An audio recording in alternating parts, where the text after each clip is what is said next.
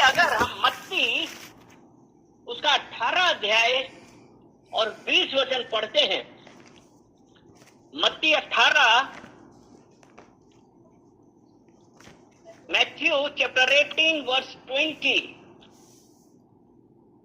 क्योंकि जहां 2 या 3 मेरे नाम पर इकट्ठा होते हैं वहां मैं उनके बीच में होता हूं। यहां पे परमेश्वर का वचन क्या कह रहा है?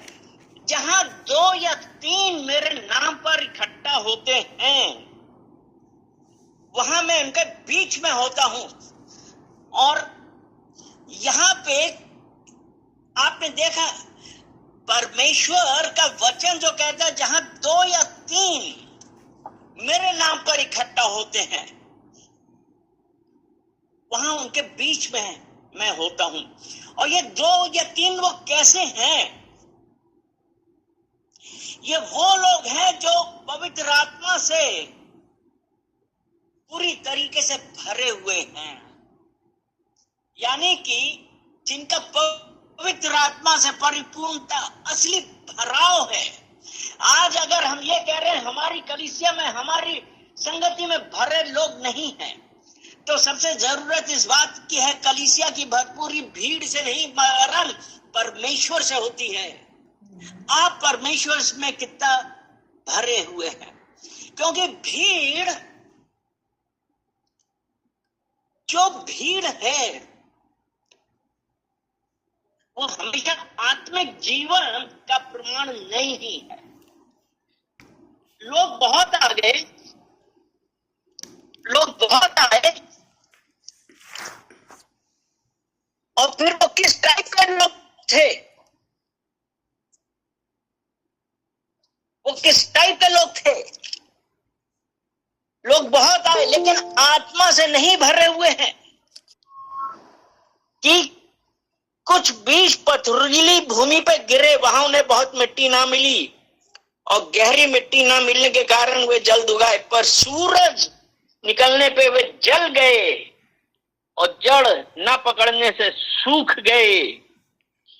और एक वचन ये है कि कुछ बीज मार्ग के किनारे गिरे और पक्षियों ने आकर चुन लिया। तो ऐसी भीड़ क्या कोई फायदा दे रही है? क्योंकि जब आत्मिक जीवन और आत्मा से, पवित्र आत्मा से हमारा भराव नहीं है तो कलीसिया का भराव मायने नहीं रखता है। जरूरत इस बात की है हम ये देखें, अगर एक जना भी है, क्या वो पवित्र आत्मा से भरा हुआ है? उसका जीवन कैसा है? क्योंकि हम क्या सोचते हैं, अरे अगर चर्च भरा नहीं है तो वहां परमेश्वर का काम नहीं है। अगर हम ये सोचते हैं कि खाली चर्च में परमेश्वर का कार्य नहीं हो सकता, ये कौन कहता है? परमेश्वर का कार्य उसके साथ होता है जो परमेश्वर पर भरोसा रखता है। अगर हमारा चाल चलन, हमारा आत्मिक जीवन ही ठीक नहीं है तो हम वैसे ही हैं जो बीज गिरा और पक्षी आके उठा ले गया। ऐसे भीड़ से कोई फायदा नहीं होता है। लेकिन हमको इस बात से निराश नहीं होना है, क्योंकि हमको पता है कि आज जो हम जिस भूमि पे खड़े हैं वो एक उपजाऊ भूमि है, और जो आज हम बीज बो रहे हैं वो आने वाले समय में भरपूरी देगा। हालेलुया।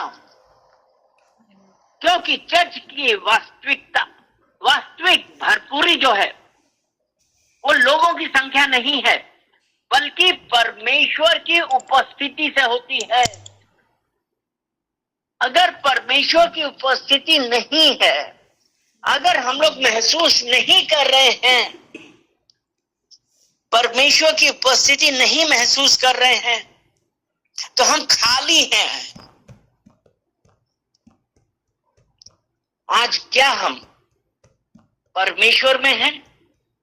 क्या हमारे परमेश्वर का आत्मा हमारे अंदर है?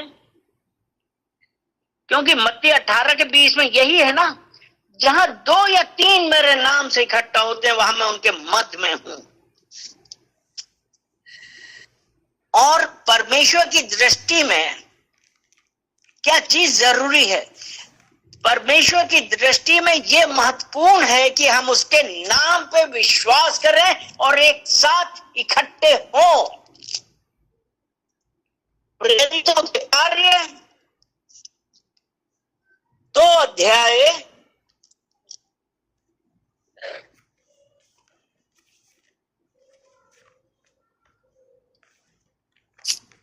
और उसका हम वचन पढ़ेंगे 42, book of Acts chapter 2 verse 42।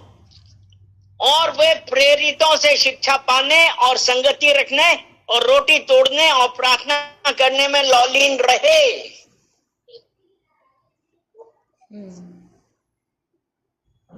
प्रेरितों के कार्य 2 उसका 42।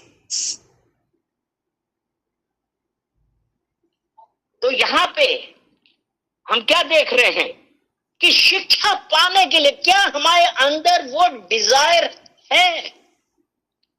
क्या हम परमेश्वर के साथ संगति कर रहे हैं?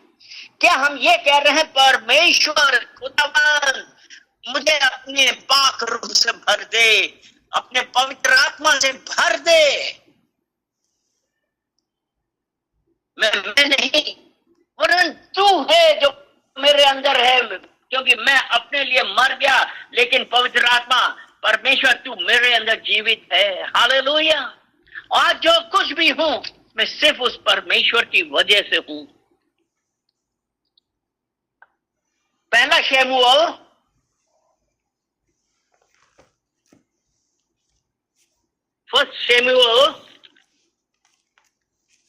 16 अध्याय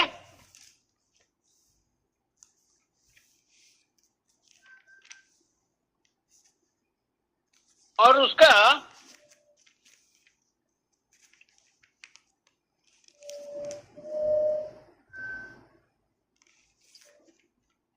2 पार्ट देखते हैं। अपने तो परमेश्वर यहोवा ने शमूएल से कहा, अपने सींग में तेल भरकर चल, मैं तुझको बैतल हमवासी ईशे का भेजता हूं, क्योंकि मैंने उसके पुत्रों में से एक को राजा होने के लिए चुना है। पहला शमूएल 16 उसका पहला वचन। और उसके बाद जब शमूएल जाता है ईशे के पास, तो वहां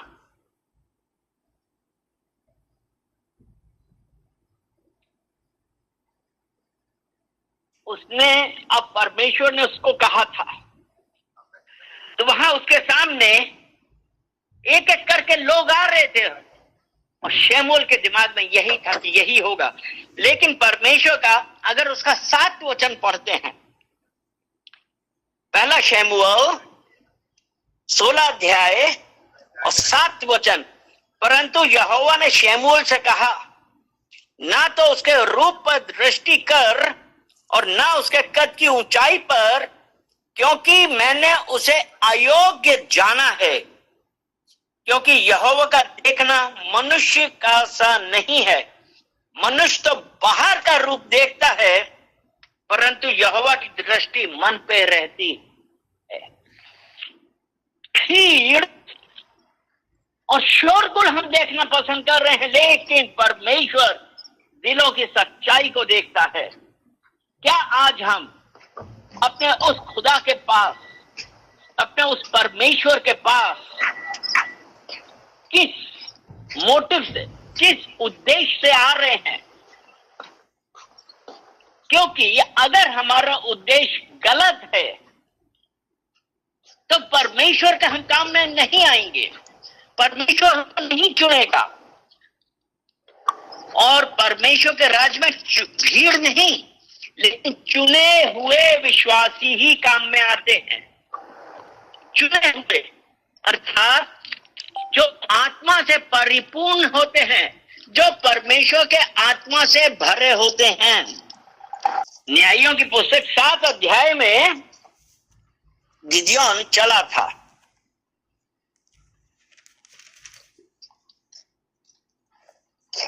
ये गिदोन युद्ध में पहले ही से पढ़ना है, लेकिन उसका ये है कि जब वो अपने मिद्यानियों की छावनी के लिए, तब वो अपने साथ कितने 32,000 लोगों को लेकर चला था। लेकिन परमेश्वर ने गिदोन से कहा, क्या कहा? उसका 2 वचन देखेंगे। तब यहोवा ने गिदोन से कहा, जो लोग तेरे संग हैं वे इतने हैं कि मैं मिद्यानियों को उनके हाथ नहीं कर सकता। नहीं तो इस्राएल यह कहकर मेरे विरुद्ध अपनी बड़ाई मारने लगेंगे कि हम अपने ही भुज बल के द्वारा बचे हैं। क्या कि हम लोग ज्यादातर अपने भुज बल के द्वारा बचे हैं। इसलिए तू जाकर लोगों में यह प्रचार करके सुना दे, जो कोई डर के मारे थरथराता हो वो गिलाद पहाड़ से लौट जाए। तब 22,000 लोग लौट गए। बाकी कितने बचे? बाकी बचे 10,000। यहोवा ने फिर गिदोन से कहा कि ये लोग अधिक हैं। फिर यहोवा ने गिदोन से कहा, अब भी लोग अधिक हैं, उन्हें सोते के पास नीचे ले चल, वहां मैं उन्हें तेरे लिए परखूंगा, और जिसके विषय में मैं तुझसे कहूं यह तेरे संग चले वह तो तेरे संग चले, और जिसके विषय में मैं कहूं यह तेरे संग ना जाए वे ना जाए। 5वां वचन, तब वह उनको सोते के पास नीचे ले गया। तब यहोवा ने गिदोन से कहा, जितने कुत्ते के समान जीभ से पानी चपड़ चपड़ करके पिए उनको अलग रख, और वैसा ही उन्हें भी जो घुटने टेक कर पिए। जिन्होंने मुंह में हाथ लगा चपड़ चपड़ करके पानी पिया, उनकी तो गिनती 300 ठहरी, और बाकी सब लोगों ने घुटने टेक कर पिया।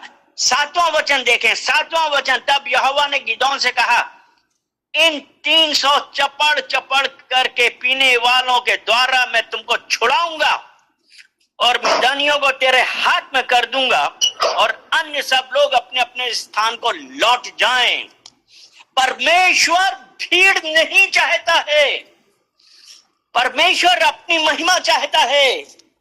क्योंकि अगर यहां पे उसने लिखा ना कि वो जाके प्रचार करेंगे कि यह हमारे भुजबल से हुआ है, 32,000 के सिर्फ 300 बचे, 300 जिनका हृदय परमेश्वर की तरफ से था।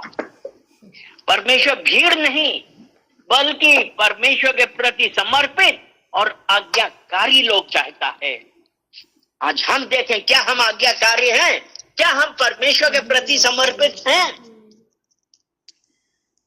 क्योंकि अगर हम आज्ञाकारिता में नहीं हैं और परमेश्वर के भय में नहीं हैं, तो हम परमेश्वर के राज्य के लिए नहीं हैं। मत्ती 13 अध्याय और उसका 31 और 32, इसमें सरसों के दाने के बारे में लिखा है। मत्ती 13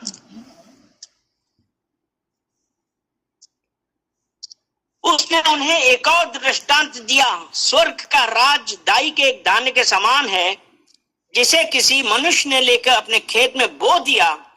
वह सब बीजों से छोटा तो होता है, पर जब बढ़ जाता है तब सब साग पात से बड़ा होता है, और ऐसा पेड़ हो जाता है कि आकाश के पक्षी आकर उसकी डालियों पर बसेरा करते हैं। वो परमेश्वर छोटे आरंभ से एक महान कार्य करता है। एक छोटा समूह भी यदि विश्वास और प्रार्थना में स्थिर रहे, विश्वास और प्रार्थना में स्थिर रहे तो परमेश्वर उस छोटे समूह को बहुत बड़ा और प्रभावशाली बना सकता है। लेकिन हमको विश्वास करना चाहिए।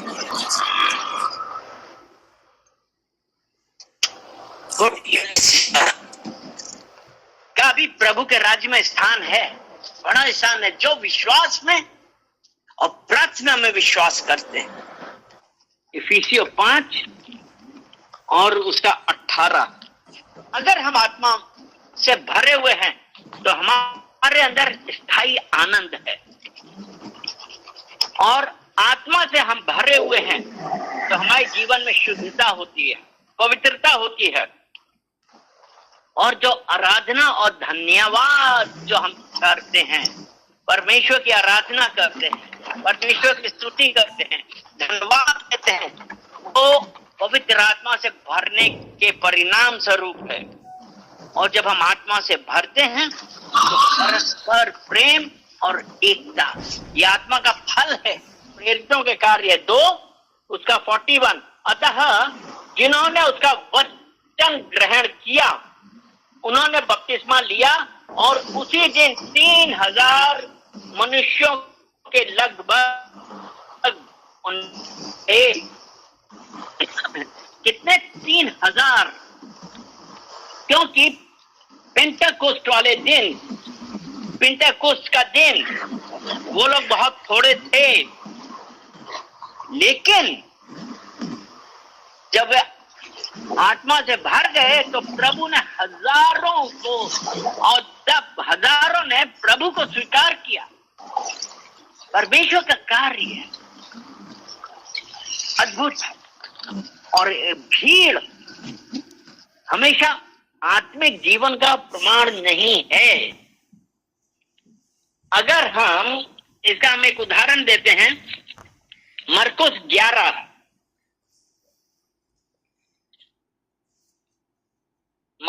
11 में हम क्या देखते हैं कि जब यीशु मसीह उनके शिष्य बेतनिया से निकले और यरूशलेम की ओर जा रहे थे, वे दूर से अंजीर का एक हरा भरा पेड़ देखकर निकट गया कि क्या जाने उसमें कुछ पाए। यानी कि जहां पे भीड़ है, हरा भरा पेड़ बहुत दिख रहा, अच्छा दिख रहा है, लेकिन जब यीशु वहां पे पहुंचा तो क्या था? वहां पे कोई फल ना था, सिर्फ पत्ते पत्ते थे। अगर आत्मा नहीं है, अगर आत्मा की उपस्थिति नहीं है, परमेश्वर की उपस्थिति नहीं है, तो भीड़ का क्या फायदा? क्योंकि भीड़ हमारे आत्मिक जीवन का प्रमाण नहीं है। भीड़ लगाने से क्या फायदा? ये तो वही हुआ ना कि मदारी ने सड़क पे इतने लोगों को इकट्ठा कर लिया, लेकिन नाचने वाला एक है। क्या आप वो भीड़ है कि आप आत्मा से परिपूर्ण उस परमेश्वर की संतान हैं? हालेलुया। ऐसे ही अगर हम यूहन्ना 6 में पढ़ते हैं, यूहन्ना उसका 6, जॉन चैप्टर 6, हम उसमें क्या देखते हैं कि यीशु के पीछे बहुत बड़ी भीड़ थी। वो क्यों थी? क्योंकि वो रोटी और मछली चाहिए थी। यूहन्ना 6 में हम यही देख रहे हैं ना कि 5000 पुरुष थे, लेकिन फिर उनके बच्चे होंगे, उनकी बीवी होगी, बहुत सारे लोग थे उसके पीछे थे। और एक बड़ी भीड़ उसके पीछे हो ली, क्योंकि जो आश्चर्य कर्म वह बीमारों पर दिखाता था वे उनको देखते थे, और वो उसके पीछे हो लिए। लेकिन जब यीशु ने सच्चाई और गहन शिक्षा दी तो कितने लोग यीशु के पीछे हुए? बहुत सारे लोग छोड़ गए यीशु को। हम आज किस उसमें हैं? क्या जो रोटी और मछली के पीछे हमको जरूरत है, इसलिए हम पीछे जा रहे हैं? हम प्रार्थना करते हैं कि हमारा अनंत जीवन हो, लेकिन हम क्या देख रहे हैं कि हमको वहां पे रोटी मिलेगी, मछली मिलेगी, चलो चलो वहां पे चलते हैं, भीड़ चली गई, आत्मा का फल नहीं मिल रहा है, कोई फायदा नहीं है।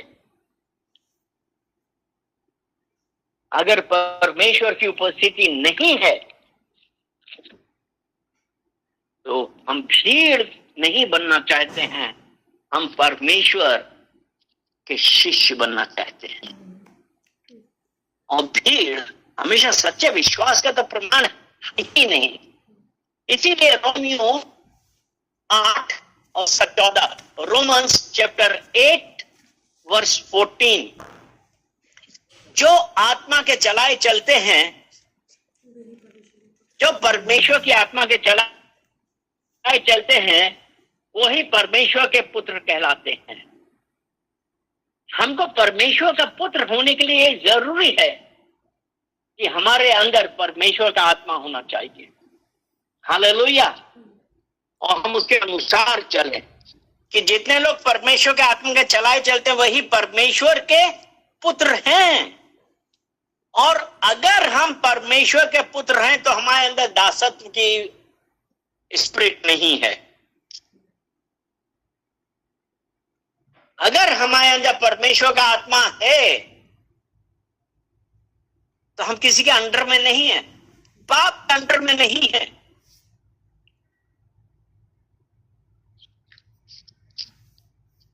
क्योंकि इसी रोमियो 6 उसका 16 कहता है, क्या तुम नहीं जानते कि जिसकी आज्ञा मानने के लिए तुम अपने आप को दासों के समान सौंप देते हो, उसके दास हो, चाहे पाप के जिसका अंत मृत्यु है, चाहे आज्ञाकारिता के जिसका अंत धार्मिकता है।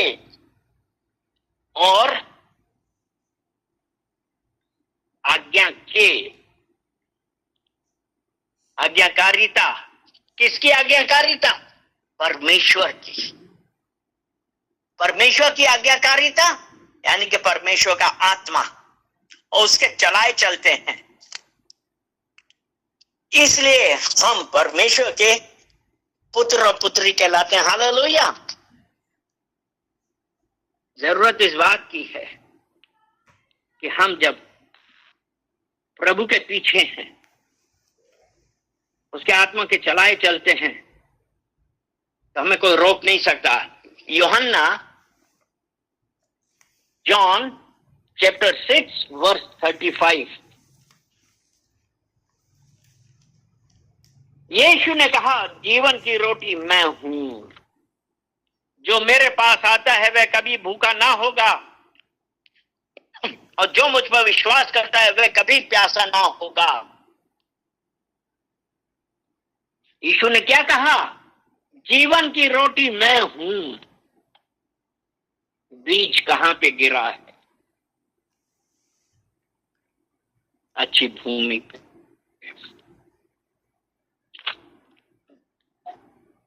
और अच्छी भूमि जब यीशु को हमने स्वीकार किया, जब उसने कहा ना जीवन की रोटी मैं हूं, इसीलिए भजन संहिता 118 उसका 17 कहता है, मैं मरूंगा नहीं वरन जीवित रहूंगा और परमेश्वर के नाम की महिमा करता रहूंगा।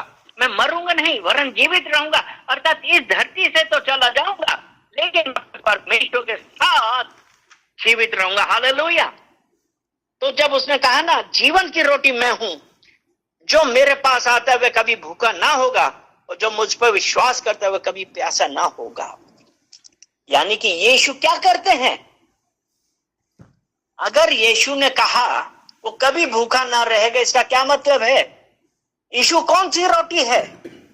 यीशु मसीह हमारे आत्मिक भूख मिटाता है।